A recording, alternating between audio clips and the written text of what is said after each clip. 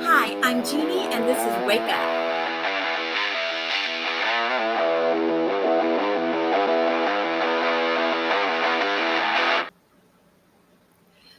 Verses 27 through 30.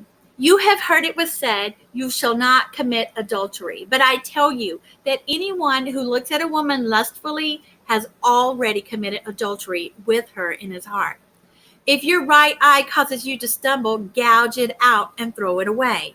It is better for you to lose one part of your body than for your whole body to be thrown into hell.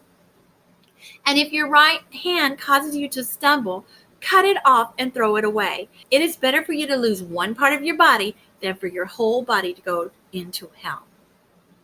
So here again, Jesus is telling us that it's more than the outward bodily acts, but it has to do with your heart. So if you're looking lustfully at a woman, and let's just be clear what lustfully is. That's not looking at someone and saying, oh, that's a very pretty girl. Or looking at someone and saying, oh, you know what? She has a nice figure. Lustfully is looking at them, thinking about having sex with them. Looking at someone and imagining yourself with them in a biblical way. So if you're looking at somebody that way, if you are a man and you're looking at a woman, that includes pornography men. It includes pornography women. It includes pornography. If you are looking at another human in a lustful way, in a way that you are wanting to have sex with them, even though you may not actually physically have sex, but you're thinking it in your head, that is a sin. And God says it's going to throw you into hell. Jesus says it's going to throw you into hell. And Jesus tells you, and this onus is on the lustful looker. This onus is not on the women who are out there that you are looking at, even though our Christian churches a lot of times try to make it the woman's fault that the man is lusting. No, Jesus says, if you're looking at someone lustfully, pluck your eyeballs out so you don't look on her anymore. Take your hands and cut them off if it is causing you to sin. Notice he doesn't say, women, cover up even more. If you go to the beach, you have to make sure you're wearing t-shirts over your bikinis because you can't cause men to lust. That's not what it's saying. It's not putting it on the woman here. Even though women, I think that you know what you're doing sometimes and you need to be a little bit more modest. But Jesus isn't saying that here. Jesus is saying to the man, pluck out your eye, chop off your hand if it's causing you to sin, because it's better to do that than to go to hell. Now, I have a story of my own where this is happening. I was working at a particular mental facility as an educator, and one of the psychiatrists there apparently had a crush on me. And he kept telling my boss that I was dressed inappropriately, that I had on low-cut shirts, which I never even wore a button-up shirt. I always wore shirts like this to work that had a collar all the way up to my collarbone. And he kept making comments about me being inappropriate at work, and until I was dressing where I was looking like a big blob, like, shirts that are big and jackets that covered up everything. And he still made these comments. So it just got to the point where I had to tell my boss, who's really the problem here? Look at the way I'm dressed and evaluate. And once he did that, he was like, okay, you're right. It's this other guy, he's got a problem with you. Well, obviously he did have a problem with me. And there wasn't anything in the world I could have put on that would have stopped him from whatever lustful thoughts were going through his head. It was all him. And even though he tried to make it all me, it wasn't me. It was him. And Jesus is saying, pluck out that eyeball, cut off that hand, and he's not blaming the woman for it. Verses 31 through 32. It has been said, anyone who divorces his wife must give her a certificate of divorce. But I tell you that anyone who divorces his wife, except for sexual immorality, makes her the victim of adultery. And anyone who marries a divorced woman commits adultery. And that speaks speaks for itself. He's very clear there. If you get divorced, you're not free to remarry unless it's for the case that your spouse was unfaithful to you. And if that's the case, that your spouse was unfaithful to you, then he apparently gives you the permission to remarry.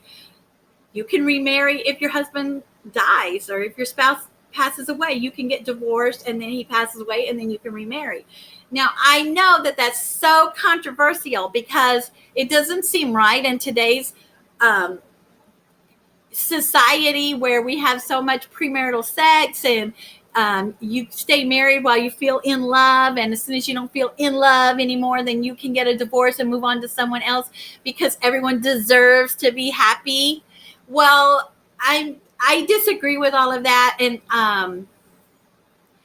I think that you love who you pay attention to. And just like it said up in that verse before, if you are lusting after other people, then guess what? You're going to be dissatisfied with your marriage and you're going to want to get a divorce. Personally, I do think that if there's a case of spousal abuse, then that should warrant a divorce right off the bat. Even though it doesn't say anything like that in the Bible, but because Jesus is all about love, then my baby back there, Jesus is all about love, then I really think that Jesus has no intention of anyone beating up their spouse, and therefore that would be an exception. But that's just me. That's not what the Bible says. Verses 33 through 37. Again, you've heard it said to people long ago, do not break your oath, but fulfill to the Lord the vows you have made. But I tell you, do not swear an oath at all, either by heaven, for it is God's throne, or by earth, for it is his footstool, or by Jerusalem, for it is the city of the great king. And do not swear by your head, for you cannot even make one hair black or white. All you need to say is a simple yes or no. Anything beyond this comes from the evil one. So here, God is telling you, don't be swearing. Don't be making promises. Either say, yes, I'll do this, or no, I won't do this. And be honest with what you are going to do and what you aren't going to do. And be the type of person that if you say, I'm going to do something, you do it and you complete it. But anything else where you have to promise on, I swear to God, I swear on the Bible, or I swear on my son, my first son's life. No, that's evil. You need to just be able to say yes or no without anything else added to your oath. Verses 38 through 42, you have heard that it was said, eye for eye and tooth for tooth. But I tell you, do not resist an evil person. If anyone slaps you on the right cheek, turn to him the other cheek also. And if anyone wants to sue you and take your shirt, hand over your coat as well. If anyone forces you to go 1 mile, go with them 2 miles. Give to the one who asks, and do not turn away from the one who wants to borrow from you. Now, this sounds like Jesus is telling you to be willing to be taken advantage of. But here's the deal. He's actually trying to protect you. An eye for an eye, a tooth for a tooth. When that rule was made up, that was because someone would accidentally say, kill your cow. And you're using that cow. You need that cow. So you are angry about it, and you go to that person and you want to take his cows and his sheep and his goats and everything he has for the loss of your cow.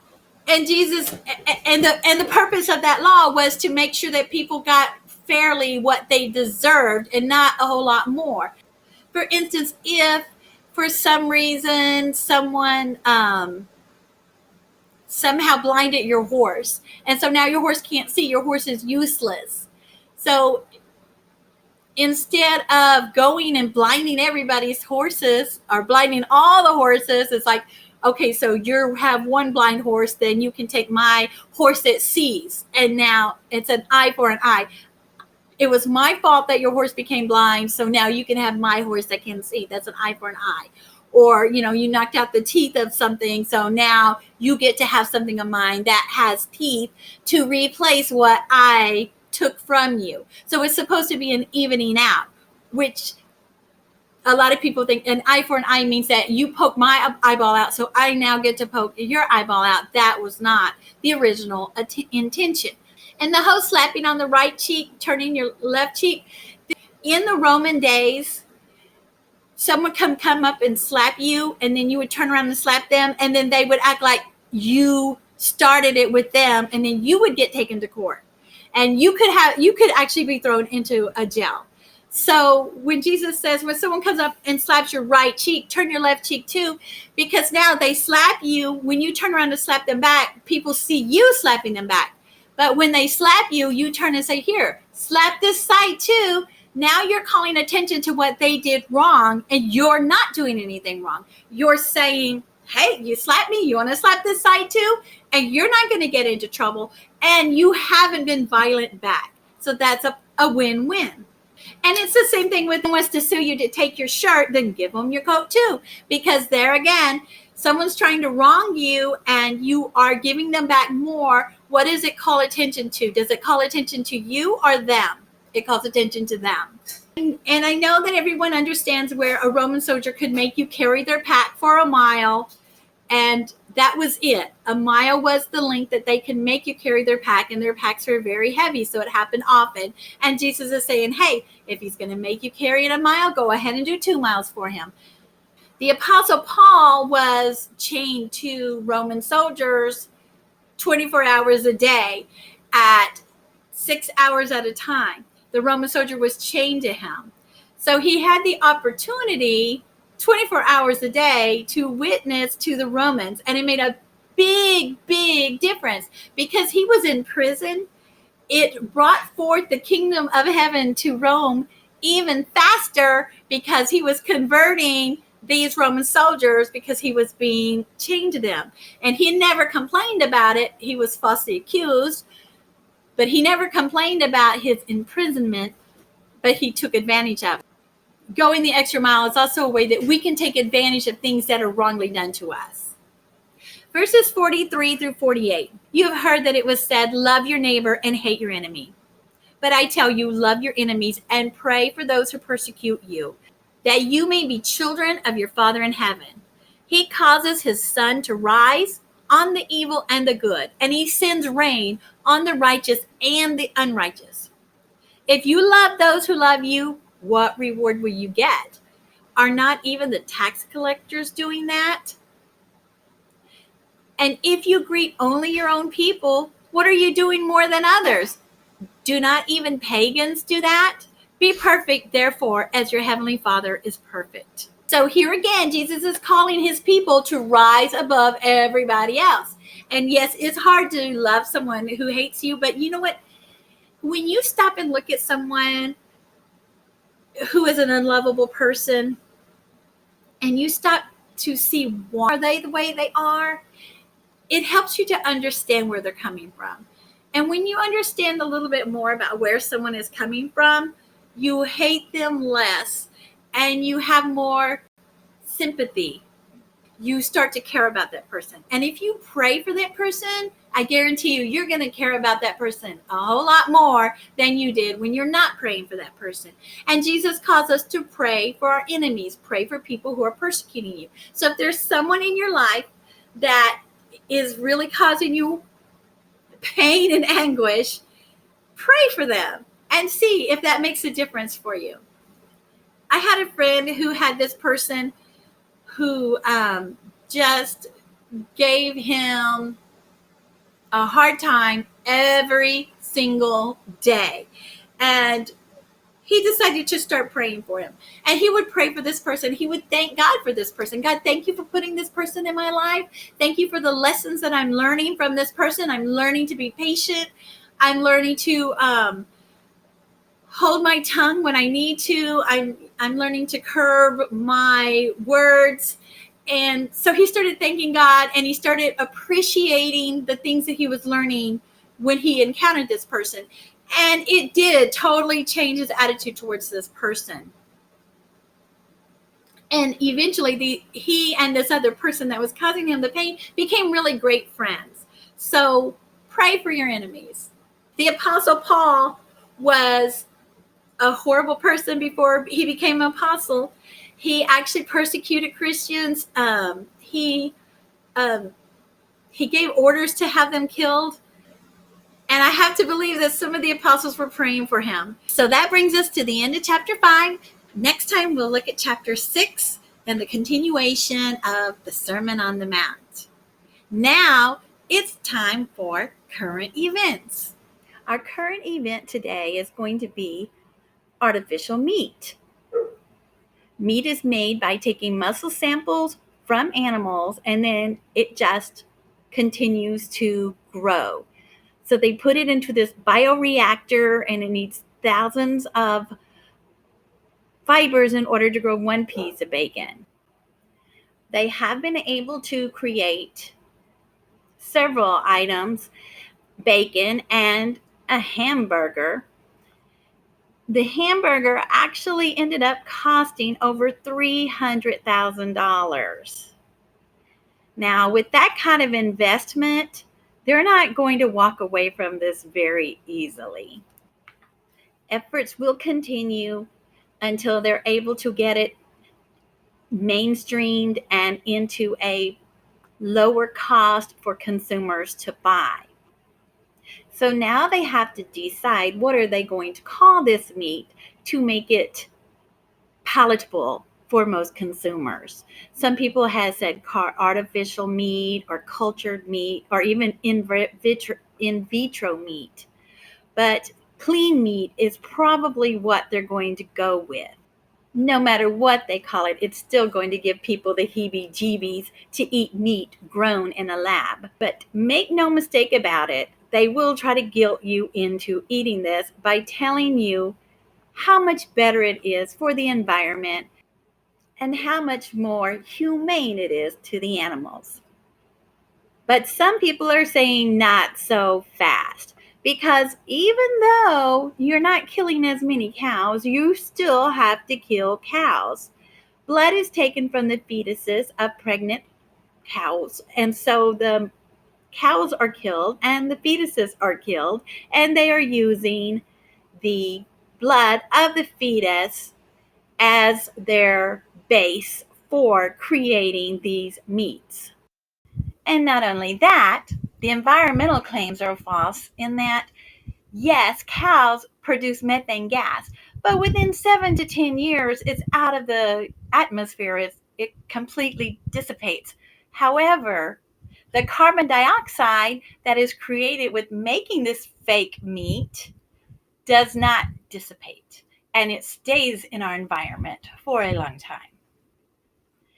So, I don't know. Maybe we're going to have a Star Trek type of scenario where we're all going up to a machine and telling the machine what we want to eat, and it's going to and produce food for us.